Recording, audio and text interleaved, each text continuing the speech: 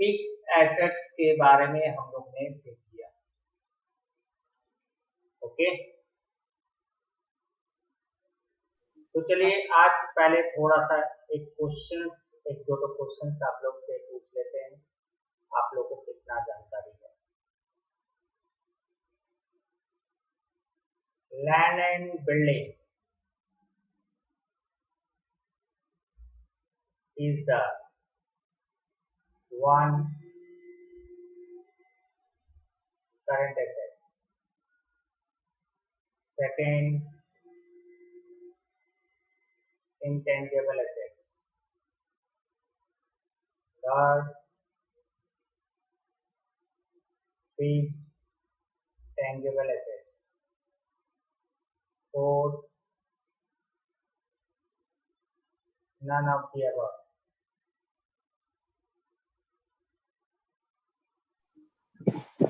बताइए इसमें कौन सा आंसर सही है? सर नंबर 3 होगा। Number 3 fixed tangible assets. Fixed tangible assets. बाकी लोग? Sir number 3 fixed tangible assets. Fixed tangible assets.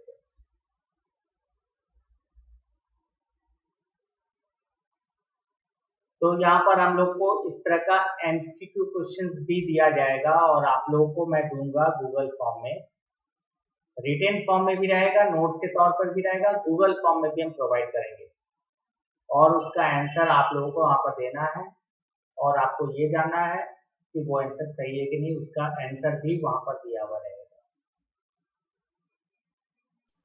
Okay, एक क्वेश्चन और।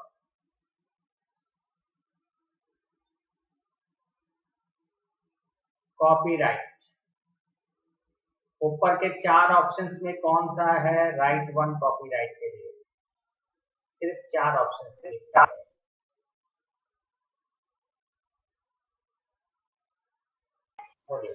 इंटेंजिबल। इंटेंजिबल 2 नंबर पॉइंट है। क्या और कोई नाम बता सकते हो इंटेंजिबल एसेट्स का? और क्या क्या नाम है? Sir patent. Patent intangible.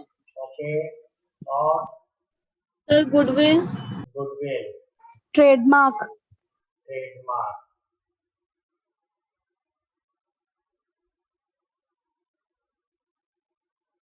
ठीक है, ये सब हमारे इंटेंजिबल एसेट्स हैं।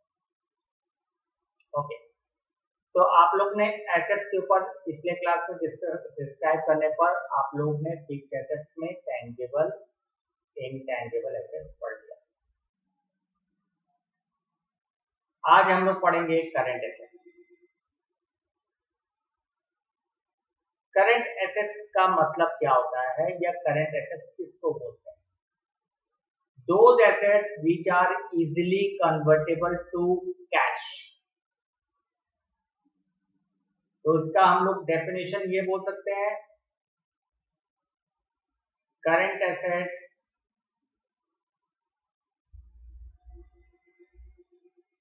defined as easily convertible to cash और short term investment. Short term investment का मतलब होता है जो within 12 month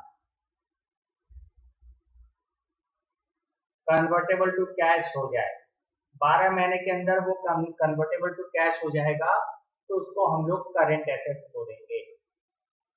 example, inventory जिसको हम लोग बोलते हैं स्टॉक। अब आप बताएं इन्वेंट्री मतलब क्या है, क्या मीनिंग है इन्वेंट्री का, एक्सप्लेन करें।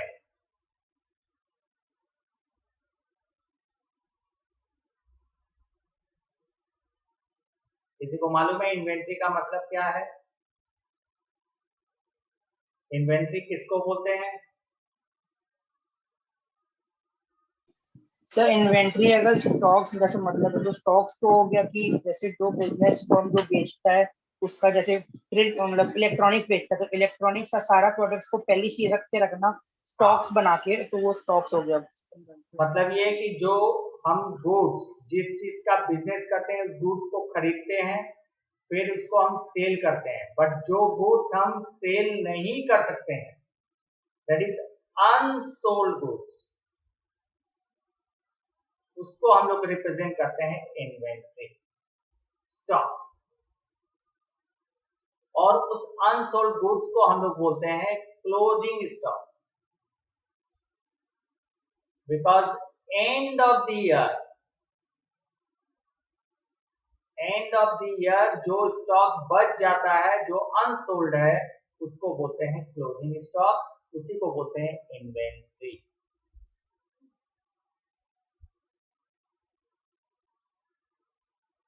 सेकेंड है डेटर्स, ये भी एक करंट एसेट्स है। डेटर्स का मतलब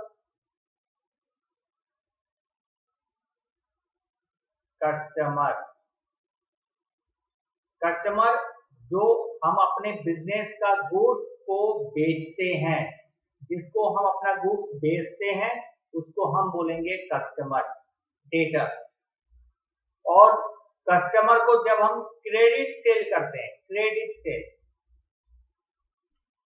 दो तरह का सेल होता है हमारे बिजनेस में, एक कैश सेल्स और एक क्रेडिट सेल्स। क्रेडिट सेल्स का मतलब होता है वो सेल जो हम कस्टमर को बेच दिए गुड्स, लेकिन उसका पैसा अभी तक नहीं आया है, या उसका पैसा हमको कुछ समय के बाद मिलेगा, जिसको हम लोग बोलते हैं उधार में बेचना। और कैश सेल्स का मतलब होता है वो कस्टमर जिसको गुड्स हमने बेचा और इमीडिएटली उससे कैश ले लिया। बट जिस कस्टमर को हम गुड्स कैश में बेचते हैं उसको हम डेटर्स नहीं बोलते हैं। डेटर्स सिर्फ वो कस्टमर होते हैं जिनका पैसा अभी भी आना बाकी है, जिनको हमने गुड्स बेच तो दिया लेकिन उससे पैसा अभी तक आया नहीं है, उसको हम लोग बोलते हैं debtors, and it is called as current assets. कोई डाउट?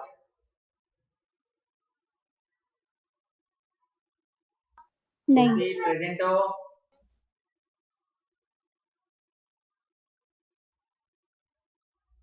सभी लोग प्रेजेंट है? गुड। तीसरा है एक बिल्स रिसीवेबल, और इसका कहानी आप लोग को थोड़ा सुनना पड़ेगा और जानना पड़ेगा कि क्या होता है bills. It is also current assets. क्या कोई ये बता सकता है कि बिल्स रिसीवेबल होता क्या है? कुछ आइडिया है किसी को?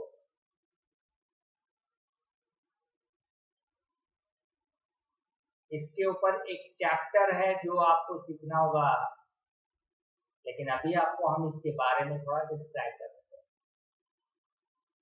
पहले आप लोग बताइए, इसका नाम ये कभी सुने हो, बिल्स रिसीवेबल, या कुछ बेसिकली कुछ आइडिया है क्या किसी को?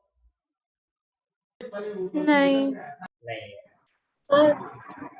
बोलो। सर हम ये सुने हैं, ये कुछ एक्सपायरी डेट जो होता है मतलब ड्यू का, वैसा कुछ होता है क्या? अच्छा चलिए, देखिए आपने जो जाना है और अभी हम समझाएंगे उससे आपको क्लियर हो जाएगा। पहले तो आप ये बताइए, ये सुना है क्या, चेक? ये नाम सुना है? हाँ। चेक कौन देता है? बैंक। चेकबुक मिलता है ना बैंक से।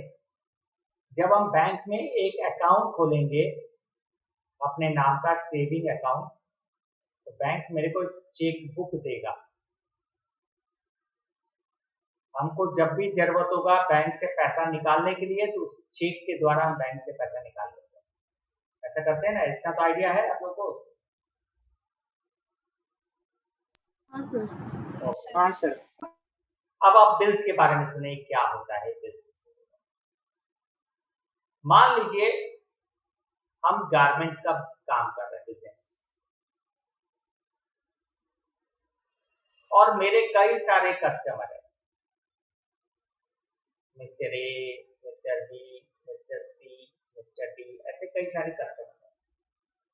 कुछ कस्टमर तो मेरे को इमीडिएटली कैश पैसा देते हैं और गारमेंट्स ले जाते हैं, बट उस कस्टमर जो है मेरे से उधार में माल लेते हैं और बोलते हैं कि भाई हम 1 महीने के बाद आपको पेमेंट कर देंगे। तो अगर मान लीजिए कि अगर हम उसको 15 जनवरी को अगर गुड्स हम बेचे हैं, तो वो मेरे को कब पैसा लौटाएगा उस गुड्स का? अगर 15 जनवरी को हमने 10 जगह गुड्स मिस्टर बी को सेल कर दिया क्रेडिट से, तो 15 बताइए फरवरी। तो वो कब मेरे को पैसा लौटाएगा? 15 फरवरी। 15th of February. Okay, now 15th फरवरी आ गया और जब मैंने बी को बोला कि भाई तुम्हारा पैसा ड्यू हो गया है, मेरे को दे दो, तो बी ने कहा अभी तो कोरोना चल रहा है, मेरे पास पैसा अभी नहीं आया है, कुछ समय और लगेगा। हमने कहा भाई और कितना समय लगेगा? तो बोला 1 महीना और वेट कीजिए। हमने कहा ठीक है। इसका ना नेक्स्ट डेट मेरा क्या हो गया अब इसका? 15 मार्च। 15 मार्च भी आ गया।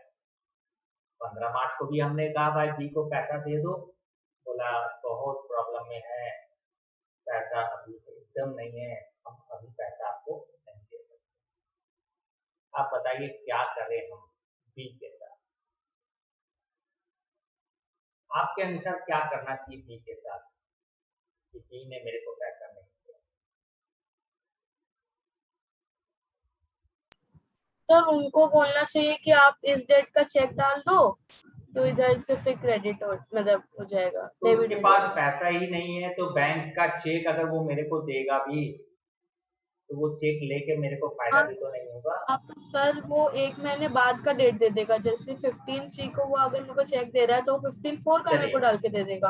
अगर वो बोलता है कि 15 अप्रैल का एक चेक दे देगा, 15 अप्रैल भी आ गया और वो चेक हमने अपने बैंक में जमा किया और मेरा बैंक जब उसके बैंक के पास गया तो उसके अकाउंट में पैसा नहीं था, तो वो चेक मेरे पास वापस आ गया। Now what can I do? वो बैड डेब्ट हो जाएगा। वो मना नहीं कर रहा मेरे को। ये बैड डेब्ट वर्ड किसने बोला? हम निमिषा। अच्छा, निमिषा। ये बैड डेब्ट वर्ड तब यूज होगा जब बी ये बोलेगा कि हम आपको पैसा नहीं देंगे। बी ने अभी तक ये नहीं बोला कि हम आपको पैसा नहीं देंगे, वो बोल रहा है मेरे पास पैसा अभी नहीं है, आएगा हम आपको दे देंगे। दैट इज द कंडीशन, मेरे पास आएगा हम आपको दे देंगे।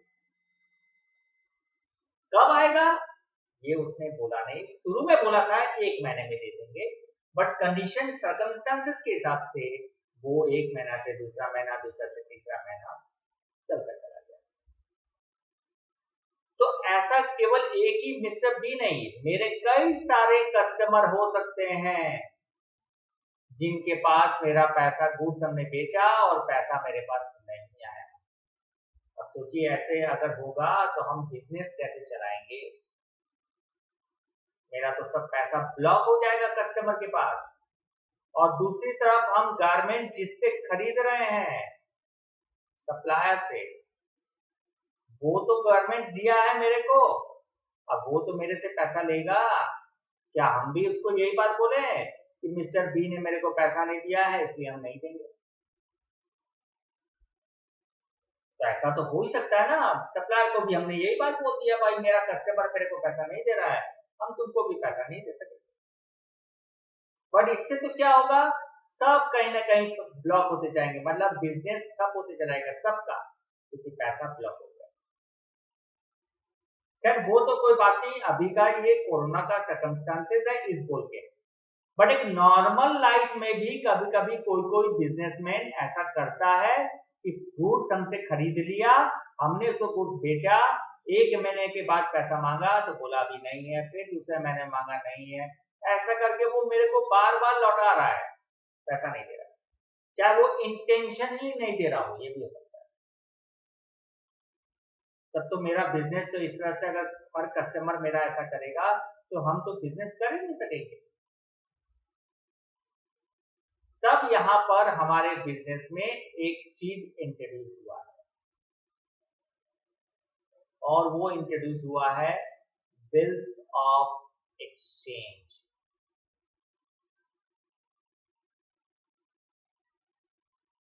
Bills of exchange means, bills of exchange is a document created by law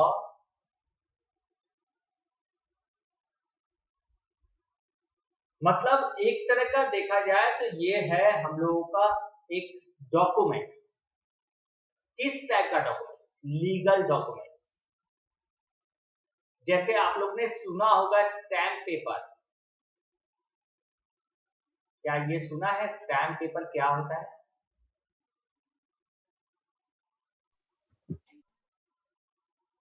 किसी ने सुना है ये वर्ड या देखा है कभी? हाँ देखा है सर। नहीं। अब आपको हम बताते हैं ये स्टैम्प पेपर है क्या। वो उसमें होता है ना, लीगल डॉक्यूमेंट्स में होता है ना। हाँ, लीगल डॉक्यूमेंट्स में होता है। मान लीजिए हम कोई प्रॉपर्टी खरीद रहे हैं, तो प्रॉपर्टी जब हम खरीदेंगे तो हम गवर्नमेंट के पास जाके रजिस्टर्ड करवाएंगे उस प्रॉपर्टी को, और रजिस्टर करवाते बाद गवर्नमेंट की तरफ से एक पेपर देता है जिसका कॉस्ट लगता है, मतलब पैसा देके हमको पेपर खरीदना पड़ता है। वो ब्लैंक पेपर होता है, उस पेपर के ऊपर में जो भी चीज लिखा रहेगा और साइन किया हुआ रहेगा वो लीगल माना जाएगा। मतलब अगर मिस्टर राम से हम अगर प्रॉपर्टी खरीद रहे हैं और राम ने साइन करके मेरे को दे दिया कि भाई ये प्रॉपर्टी अब पिंटू का हो गया, तो अब वो प्रॉपर्टी मेरे नाम पर ट्रांसफर हो गया। तो ये एक stamp paper legal documents paper पर लिखा हुआ होना चाहिए, ऑर्डिनरी पेपर पर नहीं होना चाहिए। और ये आपको मिलता है आपके नियर बाई कोर्ट में, ज्यूरिडिक्शंस का जहां पर आपका लॉ कोर्ट कानून है वहां पर ये अवेलेबिलिटी है इस पेपर को। हर किसी के दुकान में, स्टेशनरी के दुकान में ये पेपर नहीं मिलता है। और ये पेपर का कॉस्ट में पेपर के ऊपर लिखा रहता है 5 rupees, 10 rupees, 50 rupees, 200 rupees, 5000 rupees, मतलब इतने जिस वैल्यू का पेपर होगा वो प्राइस ऊपर में लिखा रहेगा। जब आप लोग फिजिकली क्लास कर सकोगे मैं आपको दिखाऊंगा वो पेपर कैसा। तो वो जो पेपर है वो स्टाम्प पेपर हम लोग अपने बिजनेस में भी यूज कर सकते हैं। कैसे? तो हमने यहां पर बताया कि मिस्टर बी को हमने उधार में माल बेचा था, और उधार में माल बेचने के बाद हमने मिस्टर बी को बोला तुम पैसा कब दोगे, तो मिस्टर बी ने कहा 1 महीने के बाद देंगे। अब हमको ऐसा लग रहा है कि शायद हो सकता है कि वो 1 महीने के बाद ना दे, तो हमने मिस्टर बी को बोला एक काम करो, आप 1 महीने के बाद देने का वादा कर रहे हो, हम आपको 15 जनवरी को माल बेच रहे हैं, आप बोल रहे हो 15 फरवरी को दोगे, तो आप एक काम करो, हम एक तो स्टाम्प पेपर लाए हैं 10 रुपए का,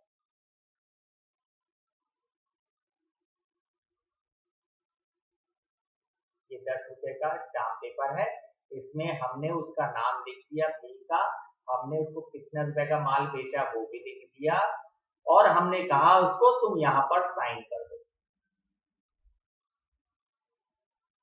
बोला क्यों? बोला ये कि तुमने कहा है कि इस पेपर में लिखा हुआ है कि तुम मेरे को 10,000 रुपया दोगे 15 फरवरी को।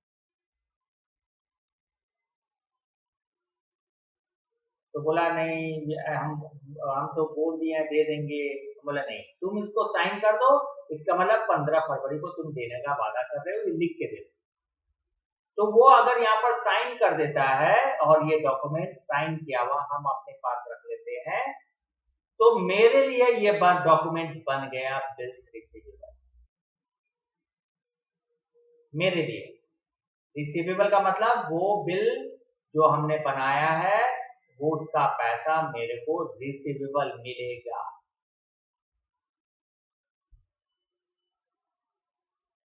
और अगर 1 महीने के बाद ये बिल का पैसा उसने नहीं दिया मेरे को और बोला अभी मेरे पास पैसा नहीं है, हम बाद में देंगे, तो हम चाहे तो ये पेपर कोर्ट में ले जाके उस पर हम केस कर सकते हैं और कोर्ट में ये बता सकते हैं कि उसने मेरे को वादा किया था 15 फरवरी को पैसा देने का और वो नहीं दे रहा है, हम उसके अगेंस्ट में लीगल एक्शन लेना चाहते हैं, उसको पनिशमेंट देना चाहते हैं। तो ये एक तरह का लीगल डॉक्यूमेंट बन जाता है बिल्स रिसीवेबल और ये मेरे लिए करंट एसेट्स है।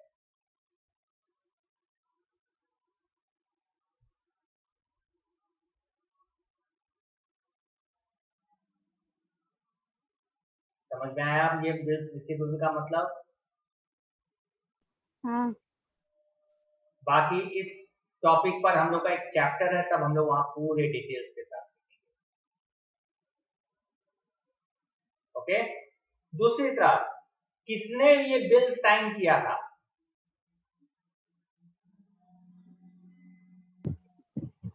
Mister B. बी।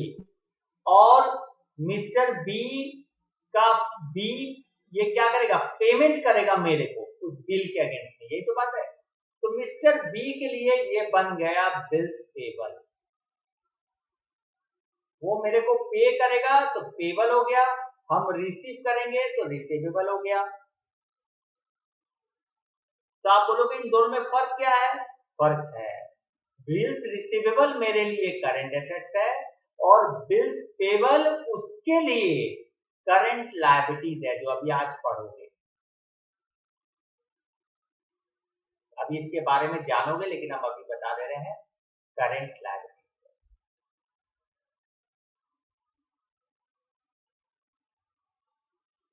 तो ये बिल एक के लिए रिसीवेबल होता है तो दूसरे के लिए पेबल। जो पे करना करेगा उसके लिए पेबल है, जो रिसीव करेगा उसके लिए रिसीवेबल है। जो रिसीव करेगा उसके लिए करंट एसेट्स है, जो पे करेगा उसके लिए current liabilities.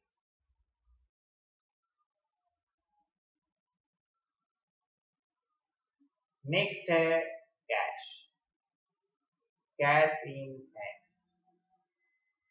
Cash at bank. अब आप बोलोगे कि क्या होता है cash in hand, cash in hand, बता सकते हो?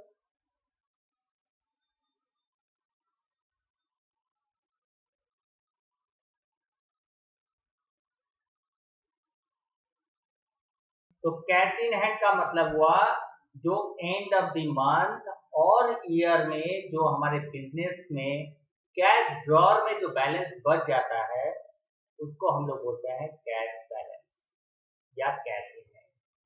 और एंड ऑफ द मंथ और ईयर में जो हमारे बैंक अकाउंट में जो पैसा बच जाता है, रह जाता है, उसको बोलते हैं कैश एट बैंक।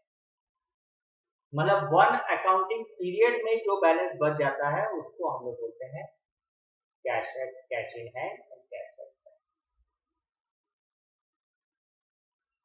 बोलिए, कोई डाउट तो पूछ सकते हैं।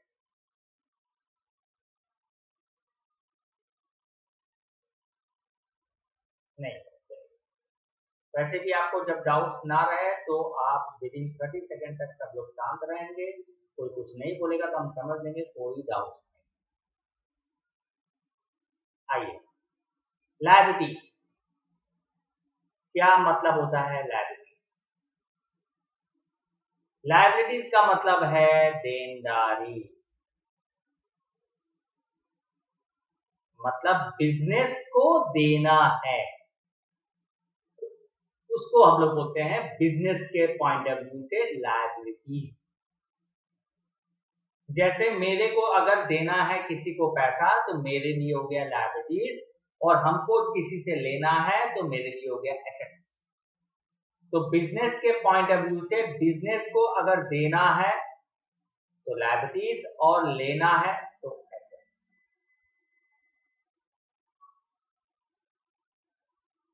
ना लायबिलिटी में भी फिक्स्ड लायबिलिटी होता है और करंट लायबिलिटी। अच्छा, एसेट्स में और एक चीज छूट गया, ये एसेट तो छूट गया।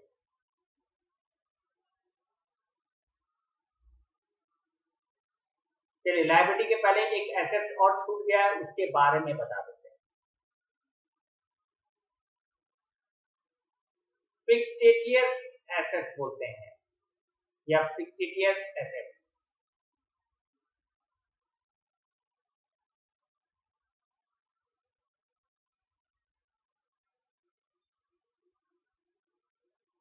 आपने फिक्स्ड एसेट सीखा, करंट एसेट सीखा। फिक्स्ड एसेट्स में टेंजिबल इनटेंजिबल सीख लिया, बट ये कौन सा एसेट है भाई?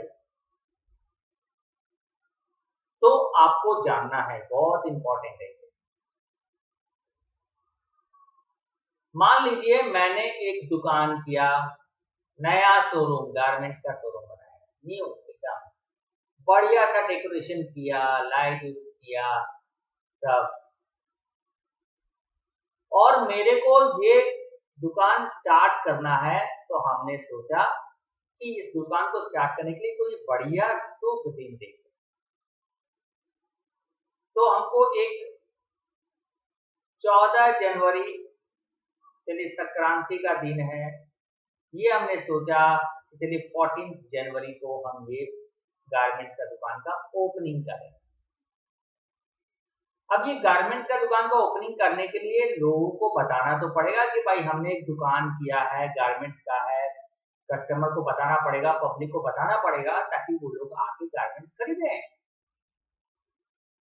और नया नया हम बिजनेस स्टार्ट कर रहे हैं। तो हमने क्या किया कि 14 जनवरी को एक ऑर्केस्ट्रा पार्टी रख लिया, एक बढ़िया से सिंगर को बुला लिया, एक डांसर को बुला लिया, और ऊपर से हमने यहाँ पर कुछ खाने पीने का इंतजाम भी कर दिया।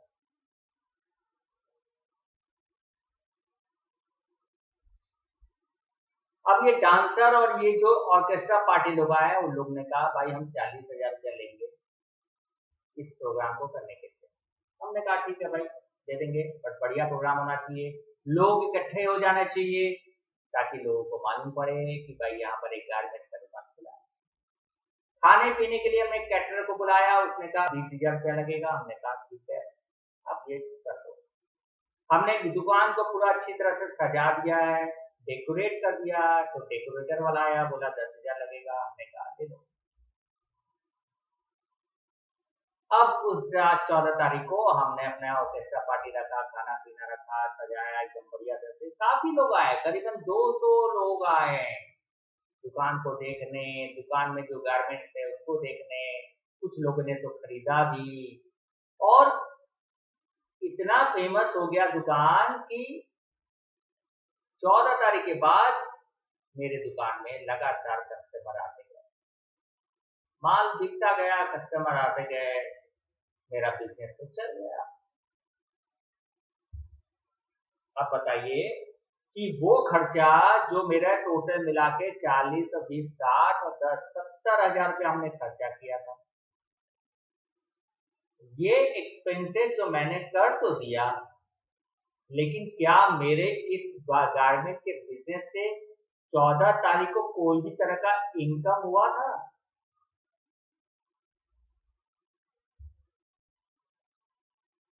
बोलिए, कोई इनकम हुआ था उस दिन? तो हम लोग बोलेंगे हाँ भाई, कुछ लोग कस्टमर लोग दुकान का सामान भी तो लिए थे, गारमेंट्स खरीदे थे उस दिन। ये उस दिन उसने खरीदा, लेकिन इनकम का मतलब यहाँ मेरा कहना है प्रॉफिट। तो कुछ प्रॉफिट तो हुआ ही है, जो गारमेंट जितना बिका है और हमने जितना में खरीदा था उसका डिफरेंस को ही तो हम प्रॉफिट बोलेंगे। तो कुछ प्रॉफिट तो हुआ है, लेकिन क्या ये प्रॉफिट जो हुआ है वो तो 14 एक दिन का था ना। अब मान लीजिए कि मैंने इस बिजनेस को उस साल 31 मार्च तक 2020 का बात है, हमने इस गारमेंट्स बिजनेस में बहुत सारे कस्टमर आते चले गए, गुड्स लेते चले गए, मेरा अच्छा खासा बिजनेस चल गया। अब हम 31 मार्च को प्रॉफिट निकाला हमने अपने गारमेंट्स बिजनेस का, कैलकुलेट किया कि भाई मेरा इस 3 महीने में, जनवरी फरवरी मार्च में मेरा 3 महीने में प्रॉफिट हुआ कितना है। तो हमने प्रॉफिट कैलकुलेट किया और देखा कि मेरे को टोटल 1,50,000 रुपए का 3 महीने में प्रॉफिट हो गया। हम तो खुश हो गए एकदम कि भाई वाह, 3 महीने में इतना कमा लिया है, अभी तो और चलाएंगे बिजनेस, तो अच्छा खासा काम नहीं होगा। लेकिन आप बताइए, ये 70,000 रुपए जो मैंने खर्चा किया, क्या इस प्रॉफिट से ये खर्चे को हम माइनस कर दें और रिमेनिंग जो बचेगा 80,000 प्रॉफिट, वो हम अपना प्रॉफिट मानेंगे इस 3 महीने का? क्या ये सही है? हाँ सर, हाँ सर, ऐसा करेंगे? हाँ यस सर, यस। अगर मान लीजिए मेरा यहाँ पर 3 महीने में इतना प्रॉफिट नहीं होता, हमने 3 महीने में सिर्फ 10,000 रुपए का प्रॉफिट किया, ऐसा भी तो हो सकता है। तो ये खर्चा 70,000 रुपया, क्या हम इस 10,000 से एडजस्ट कर सकेंगे? नहीं। तो बताइए क्या करना चाहिए? इस खर्चे को क्या करें? ये तो हमने खर्चा किया अपने पॉकेट से, क्योंकि हमारा बिजनेस तो उस समय कुछ भी अर्न नहीं किया था। हम ऑनर हैं, हम प्रोप्राइटर हैं, हमने अपने बिजनेस में ये 70,000 रुपया वो खर्चा किया जो दिखा ही नहीं कहीं पर कि इसका सामान कहां पर है हमारे गारमेंट्स के दुकान में। क्या 70,000 रुपए का हमने कोई सामान खरीदा क्या दुकान में रखने के लिए? नहीं। नहीं रखा। नहीं। हमने ये 70,000 रुपया वो खर्चा किया जो एंटरटेनमेंट बोल लो, या फिर हम ये बोल लें कि भाई हमको पब्लिक को बताना था कि मेरा यहाँ दुकान है, यहाँ पर गारमेंट्स अच्छे मिलते हैं, उसके लिए हमने 70,000 रुपया खर्चा किया। लेकिन ये 70,000 रुपया खर्चा करके क्या मेरे को फायदा होगा? हाँ सर, हुआ कैसे? लोग जान गए कि यहाँ पर गारमेंट्स अट्रैक्ट हुए कस्टमर्स, अट्रैक्ट हुए, एज ए कस्टमर लोग अट्रैक्ट हुए, और हमको मालूम है कि फ्यूचर में हमको अपने दुकान से प्रॉफिट ज्यादा मिलेगा, जिसमें इसका भी एक रोल है, इस खर्चे का भी एक रोल है। इसीलिए हम लोग बोलते हैं, इस खर्चे को बोलते हैं फिक्टिटियस एसेट्स। वो एसेट्स जिस पर हमने खर्चा कर दिया, लेकिन आशा है कि हमारा प्रॉफिट फ्यूचर में होगा इस खर्च के कारण। ये मेरा क्या हो गया?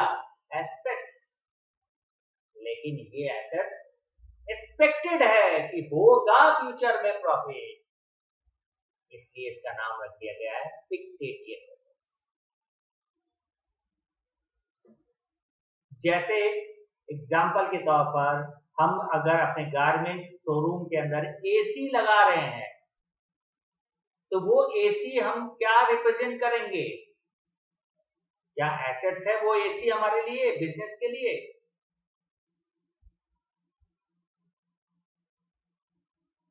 हाँ सर, है ना? और वो एसी मेरे को हाँ दुकान में सर, लगा हुआ दिखता भी है, टेंजेबल है वो, हाँ सही बात सर, है। लेकिन क्या ये 70,000 रुपए जो हमने ऑर्केस्ट्रा, खाने पीने में और डेकोरेशन में किया, ये तो सिर्फ एक दिन दिखा, उसके बाद तो ये दिख नहीं रहा है। इसलिए वो एसेट्स जो हम एक्सपेक्टेड इनकम के लिए खर्चा करते हैं, एक्सपेक्टेड इनकम की इनकम हो सकता है फ्यूचर में, उस एक्सपेंसेस को हम लोग फिक्टिटियस एसेट्स बोलते हैं। समझ में आया?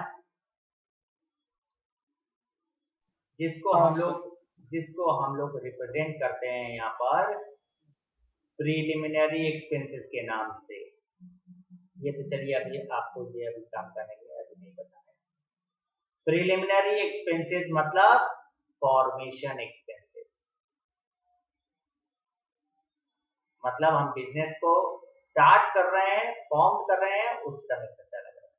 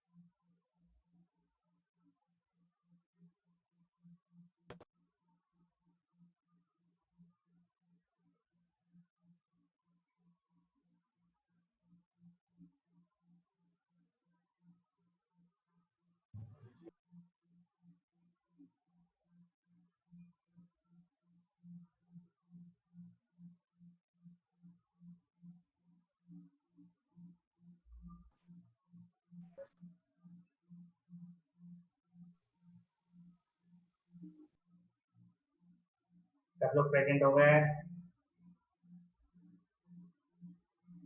ओके। हाँ सर। हाँ भैया। तो ये फिक्टिटियस एसेट का मतलब समझ में आया। वो एक्सपेंसेस, वो खर्चा जो हम फ्यूचर इनकम के लिए पहले ही कर देते हैं, उसको हम लोग बोलते हैं फिक्टिटियस एसेट्स, जिसको हम लोग बोल सकते हैं फॉर्मेशन एक्सपेंसेस, मतलब बिजनेस को फॉर्म करने के लिए जो खर्चा करते हैं, जिसको हम लोग एक वर्ड यूज करते हैं डेफर्ड रेवेन्यू एक्सपेंडिचर। इसका दूसरा नाम है डेफर्ड रेवेन्यू एक्सपेंडिचर। नाम नहीं बोलेंगे, एक तरह से ये बोलेंगे इसका ट्रीटमेंट हम लोग डेफर्ड रेवेन्यू एक्सपेंडिचर की तरह करते हैं। जो आगे अभी आप पढ़ोगे, बस अभी फिलहाल आप ये जान लो फिक्टिटियस एसेट्स का मतलब क्या होता है। अब आते हैं liabilities, fixed liability and current liabilities. Liabilities का मतलब हमने बताया देनदारी, मतलब बिजनेस को देना है, उसको बोलते हैं लायबिलिटी। फिक्स्ड लायबिलिटी का मतलब वो होता है जो लंबे समय के लिए बिजनेस ने लिया है पैसा और उसको वो लौटाएगा लंबे समय के बाद, जैसे कि लॉन्ग टर्म लोन। बिजनेस ने लोन लिया है 10 साल के लिए, मतलब वो लोन का पैसा 10 साल के बाद लौटाएगा, इसलिए बिजनेस के लिए वो हो गया फिक्स्ड लायबिलिटी। जैसे कैपिटल, बिजनेस अपने ही ऑनर से जो कैपिटल लेता है, वो कैपिटल भी बिजनेस तब लौटाता है जब बिजनेस बंद हो जाएगा, तो लंबे समय के लिए हो गया, इसलिए उसको भी हम लोग बोलेंगे फिक्स्ड लायबिलिटी।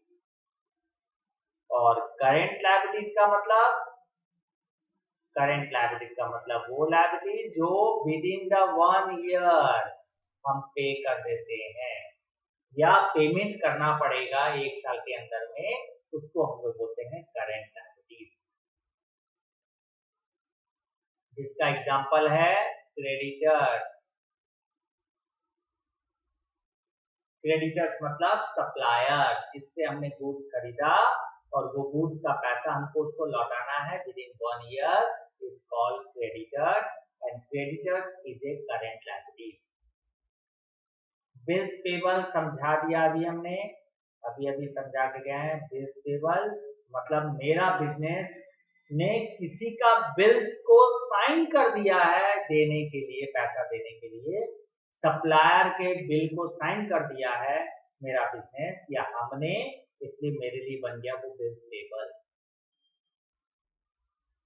आउटस्टैंडिंग सैलरी क्या मतलब होता है? इसका मतलब आउटस्टैंडिंग सैलरी का मतलब क्या होता है? सैलरी तो समझते ही होंगे, हम अपने स्टाफ वर्कर्स को या स्टाफ को देते हैं, बट आउटस्टैंडिंग सैलरी का मतलब क्या होता है? सर जो सैलरी ड्यू रहता है। हाँ, जो सैलरी ड्यू है, ड्यू मतलब बाकी है, बिजनेस ने अपने स्टाफ को अभी तक सैलरी नहीं दिया है, उसको बिजनेस बोलता है आउटस्टैंडिंग। जबकि ये आउटस्टैंडिंग वर्ड हम लोग कब यूज करते हैं? जब बहुत अच्छा काम आप करते हो तो हम लोग बोलते हैं वो आउटस्टैंडिंग वर्ड। लेकिन यहाँ पर यहाँ अकाउंट्स में आउटस्टैंडिंग का मतलब ड्यू माना जाता है। आउटस्टैंडिंग वेजेस, वर्कर्स को वेजेस नहीं दिया गया, ड्यू है। आउटस्टैंडिंग कमीशन, एजेंट को जो कमीशन हम देने वाले हैं वो अभी तक दिए नहीं है। रॉयल्टी, रेंट, ये सब आउटस्टैंडिंग रहेगा, तभी हम बोलेंगे इसको करेंट लायबिलिटीज। ऐसे कई सारे चीजें जो आगे अभी आप सीखोगे, पढ़ोगे। तीसरा लायबिलिटी है कॉन्टिंजेंट लायबिलिटीज। अब ये कौन सा लायबिलिटीज आ गया? फिक्स तो समझ में आया, करेंट समझ में आया, ये कॉन्टिंजेंट लायबिलिटीज क्या हो गया? कॉन्टिंजेंट लायबिलिटीज वो लायबिलिटीज है जो फ्यूचर में अराइज होगा प्रेजेंट के पोजीशन के कारण या प्रेजेंट के इवेंट के कारण। फ्यूचर में कोई इवेंट हो जाएगा जिसको बिजनेस को लायबिलिटी मतलब बिजनेस को पे करना पड़ेगा, उसको बोलते हैं कॉन्टिंजेंट लायबिलिटी। नहीं समझ में आया हम बता देते एग्जांपल के साथ। मान लीजिए हमारे बिजनेस में किसी ने, कस्टमर ने केस कर दिया मेरे बिजनेस के ऊपर। कस्टमर ने, उसने कहा कि हम जो गुड्स आपसे खरीदे थे वो सही गुड्स नहीं था, आप डुप्लीकेट गुड्स दे दिए हो, आप मेरा पैसा लौटा दो। ऐसा करके उसने मेरे ऊपर केस फाइल कर दिया मेरे बिजनेस के ऊपर। कोर्ट में केस चल रहा है, अभी तक डिसाइड नहीं हुआ। अब जब कोर्ट में केस चल रहा है और डिसीजन नहीं हुआ है, हो सकता है कि फ्यूचर में कस्टमर के हिस्से में वो डिसीजन चला जाए और कस्टमर ने जो क्लेम किया है मेरे ऊपर में 20,000 रुपया का, और हमको वो 20,000 रुपया फ्यूचर में देना पड़ सके, तो मेरे लिए हो गया कॉन्टिंजेंट लायबिलिटी। वो लायबिलिटी जो फ्यूचर में देना पड़ सकता है प्रेजेंट के पोजीशन के ऊपर। प्रेजेंट में केस चल रहा है, डिसीजन नहीं दिखा है, इसलिए हम उसको कॉन्टिंजेंट लायबिलिटी मानते हैं। समझ में आ गया यहाँ तक में?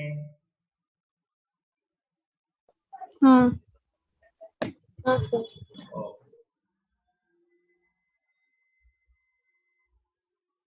रिसिप्ट क्या होता है हमारे बिजनेस के पॉइंट ऑफ व्यू से?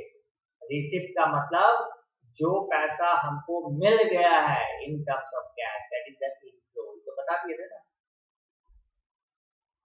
Outflow of cash, inflow of cash को बोलते हैं रिसिप्ट एंड पेमेंट। ये तो आप लोग को बताया। इनकम एंड एक्सपेंडिचर, चलिए आपको एक चीज हम पूछते हैं और आप बताइए कि कितना जानकारी आपको है। Receipt and income, payment and expenditure, क्या ये दोनों एक ही है कि दोनों में अंतर है? रिसिप्ट में और इनकम में क्या अंतर है? पेमेंट और एक्सपेंडिचर में क्या अंतर है?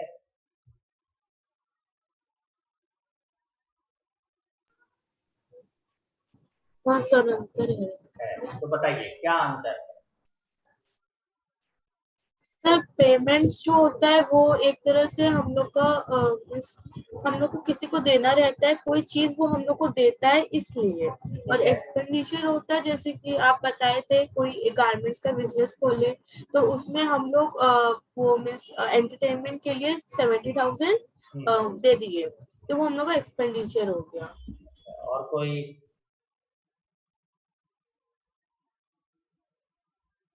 नहीं। अब देखिए हम इसका डिफरेंसेस समझाते हैं। दो दोस्त है, दोस्त थे,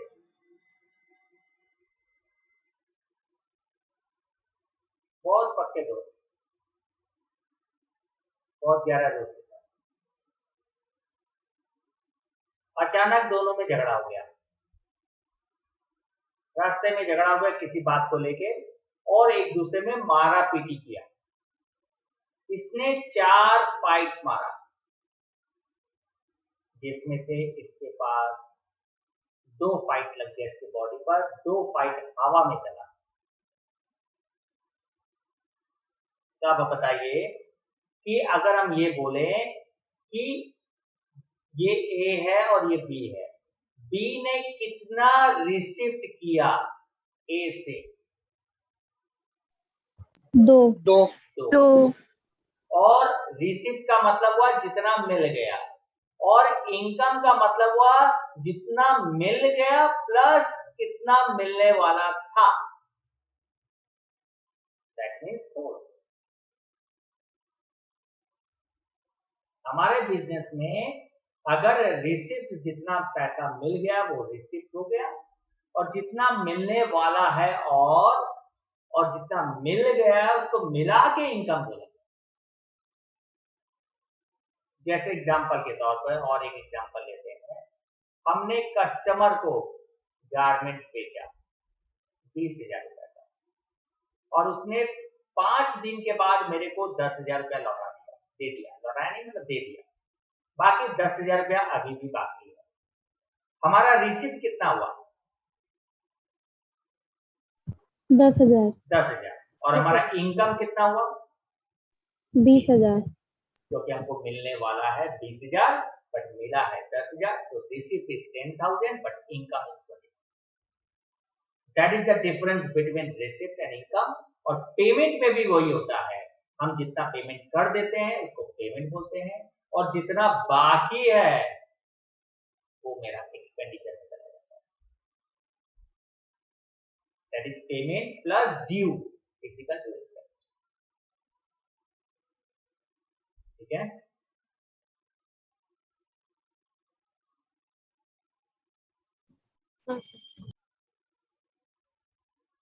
गेन और लॉस ये तो हम समझ रहे हैं।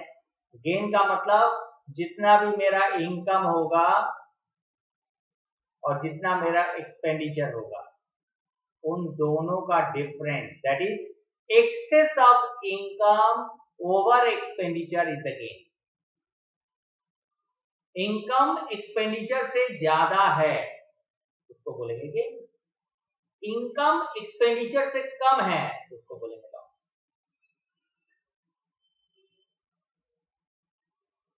बाकी डेफिनेशन आप पढ़िए, इसमें कुछ भी पढ़ लीजिए, कोई बात नहीं। एक शॉर्ट टर्म में इसका मतलब ये गेन और लॉस।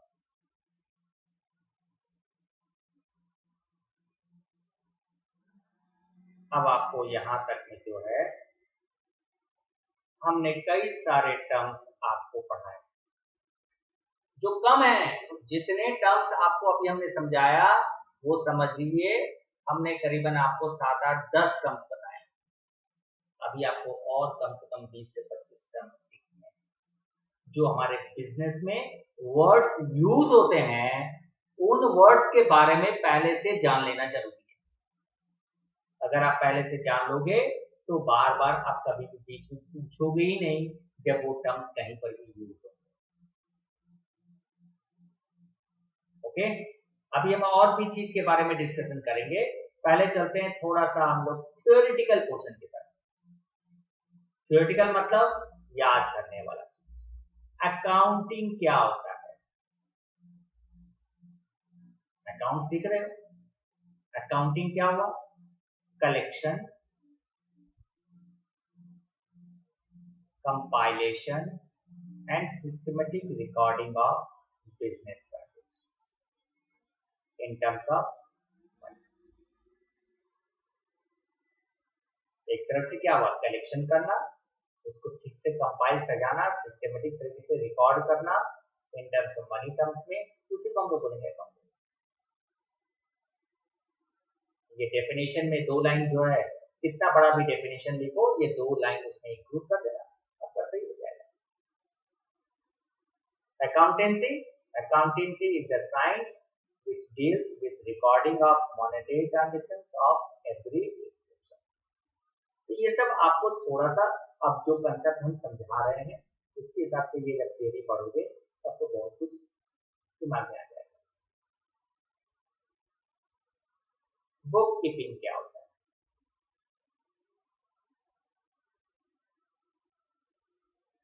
बुक कीपिंग का मतलब है is an art of keeping account in regular and systematic. मतलब कि अगर हम आपको ये बोले कि एक महीना 1 मंथ, एक महीने में मेरे पास कई वैरायटीज ऑफ एक्सपेंडिचर खर्चा हो रहा है, उसको आपको बुक्स में रिकॉर्ड करना है। तो जब तक आपको अकाउंट्स का नॉलेज नहीं होगा, आप एक सिंपली कॉपी या डायरी में बस उस खर्चे का नाम, अमाउंट लिख लोगे। बट जब आपको अकाउंटिंग नॉलेज हो जाएगा, तब इसी सभी एक्सपेंडिचर्स को आप एक रेगुलर एंड सिस्टमेटिक वे से रिकॉर्ड करोगे, और जो सिस्टमेटिक वे है उसी को हम लोग बोलते हैं बुक कीपिंग। और सबसे पहले इसका इन्वेंशन इसने किया था, J.R. बाटली बॉय। ये बाटली वर्ड ध्यान रखना, बहुत ज्यादा लोग सुनते हैं। तो बाटली बॉय जो है ये इन्वेंशन। तो कई बार आपको एमसीक्यू क्वेश्चन पूछेगा तो उसमें पूछ सकता है, उसमें ये नाम याद रखेगा, J.R. बाटली बॉय। ऑब्जेक्टिव ऑफ अकाउंट्स, अब ये ऑब्जेक्टिव पढ़ना हो तो अकाउंटेंसी रिकॉर्ड द इवेंट्स, मतलब ये जो है आप एक बार पहले खुद पढ़िए, फिर तो हम समझाएंगे। समझाना क्या है इसके बारे में, धीरे धीरे जैसे जैसे आप अकाउंट सीखते जाओगे अपने आप ये तुमको समझ में आएगा आप लोगों को ये चीज। इसलिए इस पर हम और ज्यादा डिटेल्स में नहीं जा रहे हैं अभी फिलहाल में, अभी शुरुआत में है, थोड़ा सा और साइड वेज में जाके। ये ऑब्जेक्टिव ऑफ बुक कीपिंग है, एडवांटेज ऑफ अकाउंटेंसी है, एडवांटेज ऑफ अकाउंटिंग है, एडवांटेज ऑफ बुक कीपिंग है, बिजनेस क्या होता है ये हमने पहले डिफाइन कर दिया, प्रोप्राइटर क्या होता है, किसको बोलते हैं proprietor? Owner. Owner, good, owner को बोलते हैं प्रोप्राइटर, जो बिजनेस का मालिक होता है। डेटर्स एंड क्रेडिटर्स हमने समझा दिया, कौन होता है डेटर्स, कौन होता है क्रेडिटर्स। परचेज एंड सेल आपको हमने बता दिया कि हम जिस तरह का बिजनेस करते हैं वो गुड्स को हम अपने बिजनेस में खरीदते हैं तो उसको बोलते हैं परचेज, और जब बेचते हैं तो उसको बोलते हैं सेल्स। और 2 तरह का परचेज सेल होता है, एक कैश और दूसरा क्रेडिट।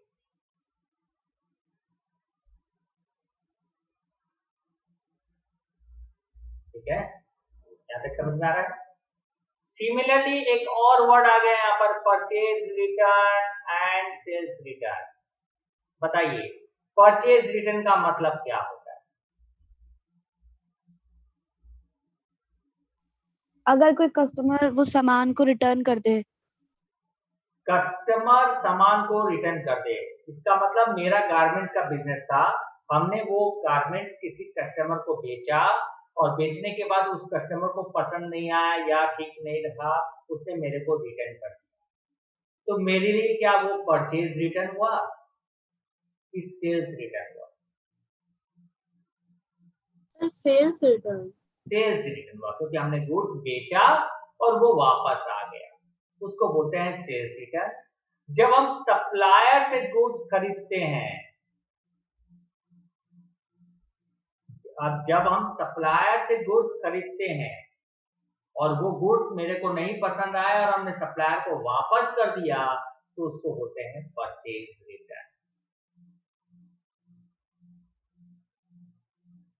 और इसका एक दूसरा नाम है जो बहुत ज्यादातर देता है, परचेज रिटर्न का दूसरा नाम है रिटर्न आउटवर्ड।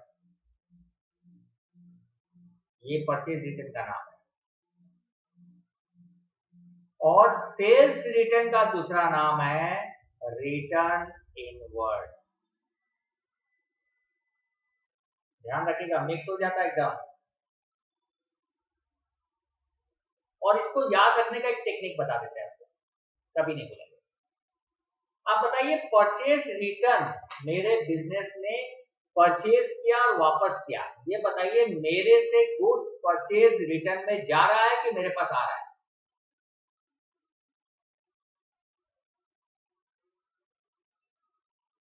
सर एक बार फिर पूछ ले क्या? जैसे जा रहा है।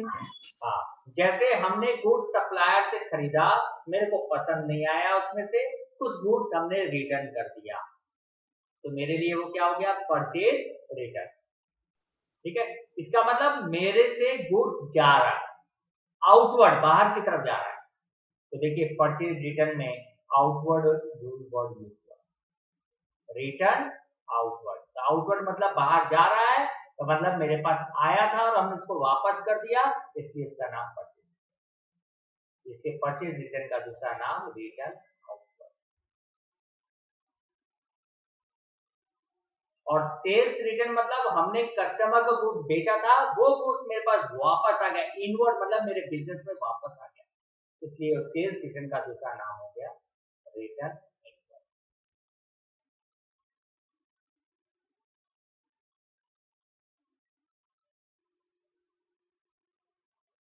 ओके, तो अभी तक यहां तक जितना भी हमने सिखाया है वो आपको हमने डिफरेंट डिफरेंट वर्ड्स को एक्सप्लेन कर दिया है कि हमारे बिजनेस में वो उसका मतलब क्या क्या है।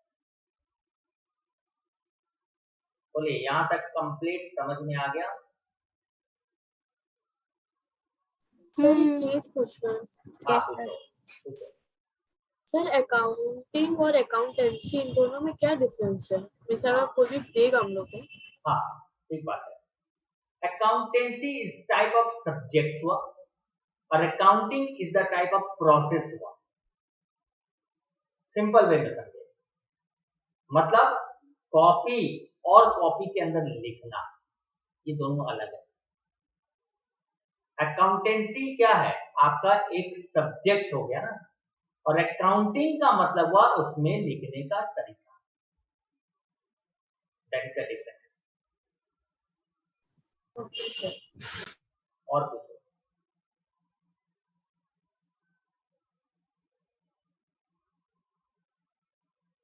कुछ नहीं पूछना? और ओके, चलिए कुछ वर्ड्स मेरे को और ध्यान में आ रहा है जो यहाँ पर नहीं दिया है, आगे आपको जरूर मिलेगा, फिर भी हम आपको यहाँ पर एक्सप्लेन कर देते हैं। ये वर्ड्स, फ्रेट, बता सकते हो फ्रेट का मतलब क्या है हमारे बिजनेस में?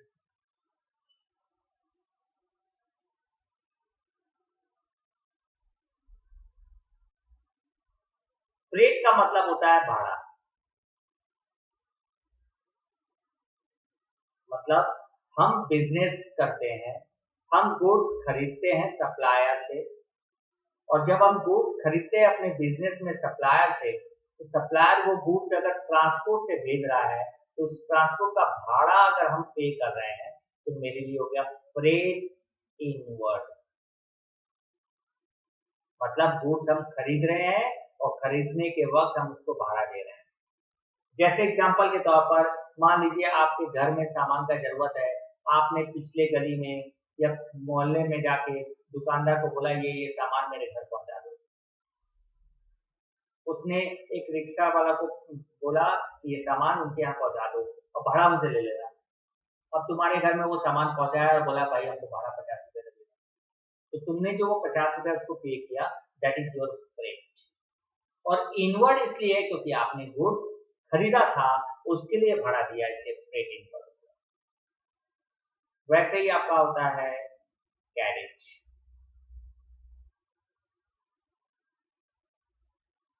कैरेज का मतलब भी होता है भाड़ा, और कैरेज का इनवर्ड वर्ड लगाएंगे, इसका मतलब है कि हम गुड्स खरीदे हैं उस समय भाड़ा। और एक होता है कैरेज आउटवर्ड।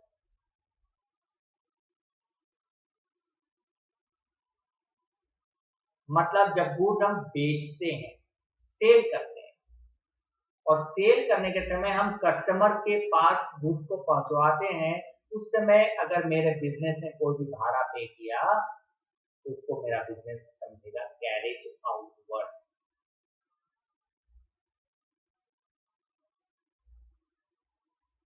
इसलिए हम आपको बता देते हैं कैरेज इनवर्ड,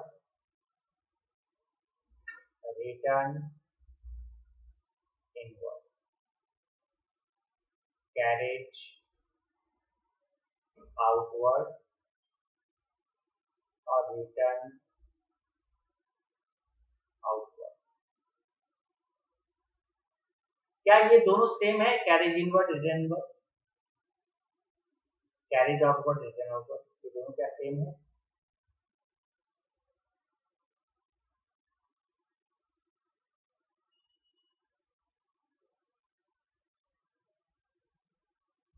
बोलिए।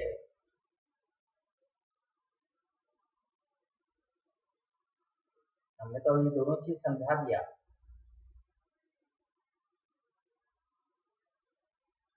यस और नो, सेम है कि नहीं है?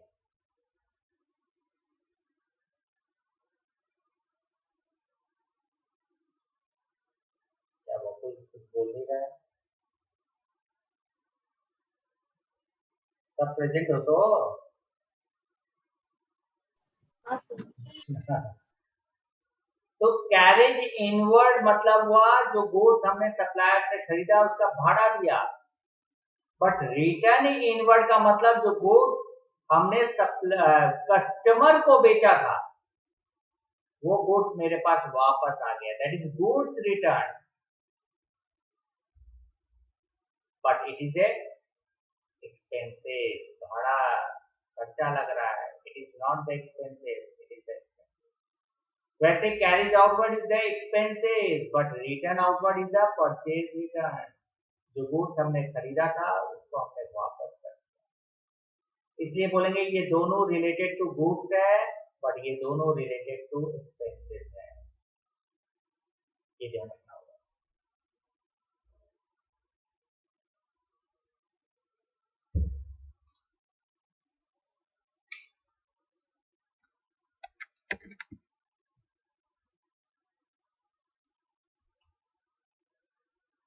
समझ में आया?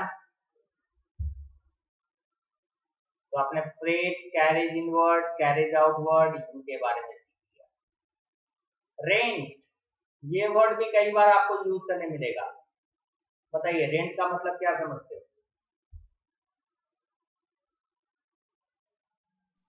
सर किसी का चीज यूज कर रहे हो तो उसके बाद पैसा देना कैश। इसको भी हम लोग भाड़ा ही बोलते हैं, लेकिन रेंट। कैरेज और रेंट में फर्क होता है। चाहे कैरेज इनवर्ड हो चाहे कैरेज आउटवर्ड हो, कैरेज मतलब ही भाड़ा है, रेंट मतलब ही भाड़ा है, बट ये कैरेज का मतलब सामान को लाने और ले जाने का खर्चा। बट ये भाड़ा का मतलब है किसी के हम प्रॉपर्टी को यूज करेंगे बिजनेस में, जिसके बदले में उसको हम देंगे भाड़ा, दैट इज कॉल्ड रेंट। मेरा बिजनेस किसी के प्रॉपर्टी को यूज कर रहा है और उसके यूज के बदले में हम उसको सम अमाउंट पे कर रहे हैं, that amount is called rent. ठीक है। इंश्योरेंस, ये वर्ड भी कई बार आपको मिलेगा। इंश्योरेंस क्या होता है? सबको बिजनेस के पॉइंट ऑफ व्यू से सोचना है। सर अगर कभी बिजनेस का नुकसान हो गया या कुछ भी चीज का मतलब नुकसान हो गया तो हो सकता है उसका कुछ अमाउंट हम लोग को मिल जाए, उसकी सपोर्ट मिल जाए। ठीक बात है। तो जैसे हम जब भी बिजनेस करते हैं तो हम अपने बिजनेस का इंश्योरेंस करवा देते हैं, इंश्योरेंस कंपनी में इंश्योर्ड करवा देते हैं अपने बिजनेस को, इंश्योर। और सिर्फ अपने बिजनेस को ही नहीं, हम बिजनेस में जो गुड्स खरीदते हैं, जो स्टॉक होता है गुड्स, उसको भी इंश्योर्ड करवा देते हैं, ताकि कभी भी बिजनेस में अगर आग लग जाए, स्टॉक आग लगने से डैमेज हो जाए तो इंश्योरेंस कंपनी से हमको क्लेम मिल सकता है। तो हम इंश्योरेंस कंपनी में जब इंश्योर्ड कर देंगे अपने बिजनेस या स्टॉक को, तो इंश्योरेंस कंपनी मेरे से प्रीमियम लेगी, हर साल एक सर्टेन अमाउंट लेगी, प्रीमियम बोलते हैं, जिसको हम लोग बोलते हैं इंश्योरेंस प्रीमियम, जो मेरा बिजनेस पे करेगा इंश्योरेंस कंपनी को। तो मेरे बिजनेस के लिए insurance premium is an expensive, खर्चा है।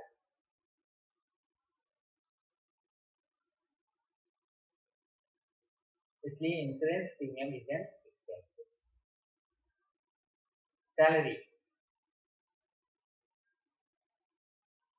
क्या मतलब होता है सैलरी का? जो हर महीने मिलता हो रेगुलरली, किसको मिलता है? एम्प्लॉय या वर्कर जो काम करता है। जो हमारा स्टाफ या एम्प्लॉय जो काम करता है हमारे बिजनेस में, उसको हमारा बिजनेस हर महीने एक रेम्यूनरेशन देता है, जिसको हम लोग बोलते हैं सैलरी। तो हमारे बिजनेस के लिए वो क्या हो गया? एक्सपेंसेस। तो ऐसे छोटे छोटे और कई सारे टर्म्स आपको धीरे धीरे मिलते रहेंगे और उन सब के बारे में धीरे धीरे हम लोग डिस्क्राइब करते रहेंगे, और आप इसको समझते रहिएगा, ताकि उसको कहीं पर भी यूज करो तो आपको समझ में आना चाहिए कि उसका मतलब क्या है। तो आपको हम नेक्स्ट क्लास में एक लिस्ट देंगे इस तरह के हेड्स का, और वो लिस्ट को हम डिस्क्राइब करेंगे आपको, ताकि वो लिस्ट में जो भी हेड्स हैं उनको आप अच्छी तरह से समझ लो कि उसका मतलब क्या होता है। तो समझ लीजिए आपने अकाउंट्स में बहुत अच्छा मतलब नॉलेज रख लिया स्टार्टिंग में, क्योंकि ये सब वर्ड्स अब आपको धीरे धीरे हर चैप्टर में मिलते रहेंगे। इसलिए हम चाहते हैं कि आपको पहले से ही ये सब वर्ड्स के बारे में नॉलेज हो जाए। सही है?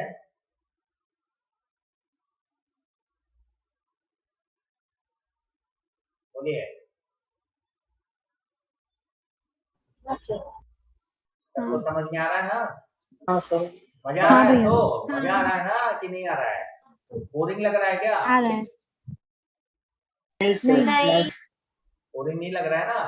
क्योंकि ये थोड़ा थोड़ा सा समझाने का पर्पज ही हमारा है कि मेरे लिए बहुत सुविधा होगा जब हम नेक्स्ट टॉपिक पे जाएंगे और वहां पर ये सब वर्ड्स आएंगे, तो आपको बहुत आसान रहेगा, मेरे को आसान रहेगा, वहां पर कोई क्वेश्चन पूछ ही नहीं सकेगा तो उसको पहले से उसके बारे में पता है। तो हम लोग के पास ये जो आप देख रहे हो, ये जो आपका नेक्स्ट टॉपिक है डबल एंट्री सिस्टम का, यहां से आपका बेसिक अकाउंटिंग सिस्टम चालू हो जाएगा। तो बोलोगे बेसिक तो पढ़ ही रहे थे, यस, पहले तो आपने टर्म्स पढ़ा, अब आपको सबसे ज्यादा इंपॉर्टेंट पार्ट अकाउंट्स का जो होता है वो पढ़ना। लेकिन हम ये भी चाहेंगे कि इसके पहले हमने कहा ना कुछ टर्म्स और हम आपको समझाएंगे, क्योंकि ये चालू करने के बाद वो टर्म्स जब आएगा तो आप बहुत आसानी से समझ सकते। तो वो लिस्ट थोड़ा लंबा है, पर 10 से 15 आइटम्स और हैं जो हमको एक्सप्लेन करने हैं। जैसे आज मैं carriage inward, return inward, return outward, purchase, sales, capital, drawings, ऐसे और कई सारे हैं जो हम लोग नेक्स्ट क्लास में within short time period में वो कंप्लीट कर लेंगे, उसके बाद ही हम लोग ये डबल एंट्री सिस्टम करेंगे। और ये बहुत इंटरेस्टिंग है, डबल एंट्री सिस्टम अभी से भी ज्यादा इंटरेस्टिंग है। ओके, तो आज आपका ये क्लास रहा यहाँ तक में। और एक चीज है कि आप लोगों का मैथ्स क्लास कल से स्टार्ट होगा। मैं ये नहीं बोलूंगा कि जिसको मैथ्स करना है कि नहीं करना है, क्योंकि अभी आपका selection of subject school wise अभी आप खुद भी डिसाइड नहीं कर सके हो, स्कूल भी डिसाइड नहीं कर सका है, बट आपको ये फैक्टर नहीं है। जो लोग ने डिसाइड कर ही लिया कि हमको मैथ्स करना है, हो सकता है किसी ने मैथ्स ऑलरेडी कर रहा है, कोई प्रॉब्लम नहीं है, फिर भी आप क्लास करके देखो। You have to compare it with other teachers कि आपको कौन सा एप्रोप्रिएट लग रहा है, कौन सा आपको अच्छी तरह समझ में आएगा। ठीक है, तो एक चीज है, सर आप कितना लोग, बजे होगा? हाँ, आप लोगों का क्या व्हाट्सएप ग्रुप मैंने बनाया है आप लोग का क्लास 11 का? नहीं बनाया ना? हाँ सर, बना हुआ व्हाट्सएप ग्रुप? सर बना हाँ सर, व्हाट्सएप ग्रुप बनाया ना, तो उस व्हाट्सएप ग्रुप में ही आप लोगों के पास हाँ। मैसेज चला जाएगा कि कितना बजे क्लास होगा कल, क्योंकि अभी सर मेरे को रात को बताएंगे, तभी मैं आपको बता सकूंगा।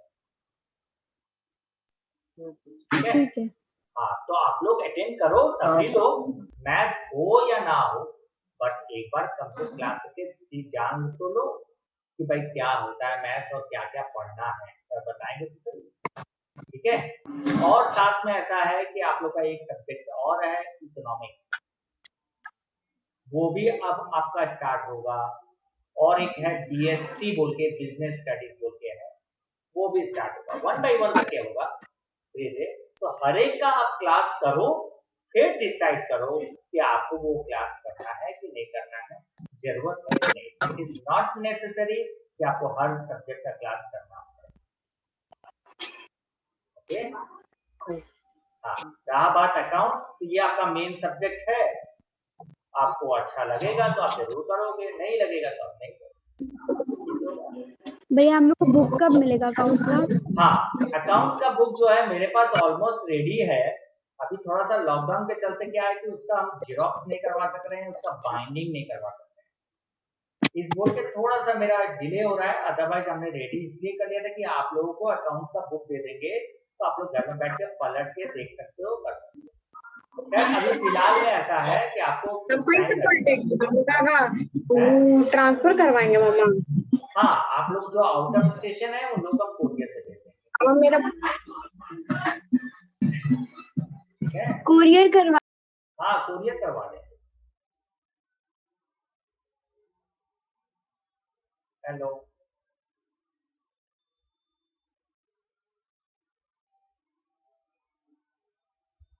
ओके, तो आज का क्लास यहीं खत्म करते हैं।